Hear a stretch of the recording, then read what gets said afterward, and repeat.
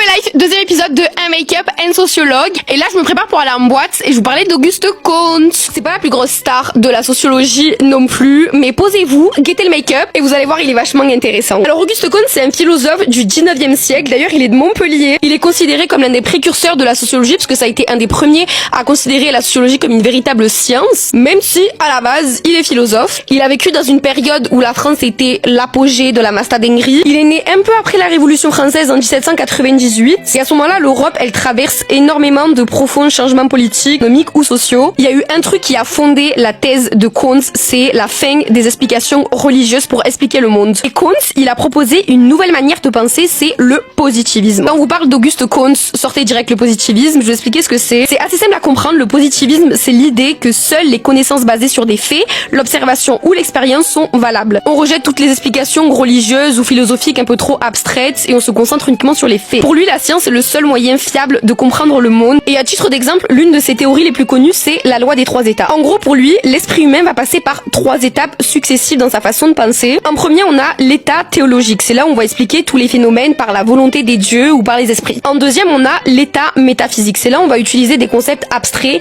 comme la nature ou l'essence. En troisième étape, on a l'état positif et c'est là où il a son max de max. C'est là où on va chercher à expliquer les choses par l'observation, l'analyse ou les lois scientifiques. Pour lui, à cette étape de l'humanité, ça va traduire une certaine maturité intellectuelle et c'est à ce moment-là qu'il va imaginer la nouvelle science. Donc, la sociologie, c'est-à-dire l'étude scientifique de la société. On va plus expliquer la sociologie par les dieux, l'essence ou des concepts hyper abstraits. On va utiliser la science pour expliquer la société. En partant de ce postulat, on va chercher à expliquer les faits sociaux de façon hyper rigoureuse pour mieux comprendre comment fonctionnent les relations humaines, les institutions, les lois ou les comportements. Mais Comte, il s'arrête pas là, il veut pas seulement comprendre la société, il veut aussi l'améliorer. Et c'est pour ça qu'il va défendre une vision organisée, stable et progressiste de la société qui sera guidée par la science. Pour lui, il faut concilier ordre et progrès, c'est-à-dire garder une certaine stabilité tout en allant vers une amélioration collective. Et pour finir, Auguste Comte, il a fait v'là l'influenceuse, ok, il a influencé toute la pensée moderne, notamment Émile Durkheim. Durkheim, c'est vraiment la maxi-star de la sociologie, on en parlera plus tard. En soi, Auguste Comte, c'est vraiment une figure majeure du 19e siècle. Il a ouvert la voie à une nouvelle façon d'étudier l'être humain, non pas par la religion ou la spéculation,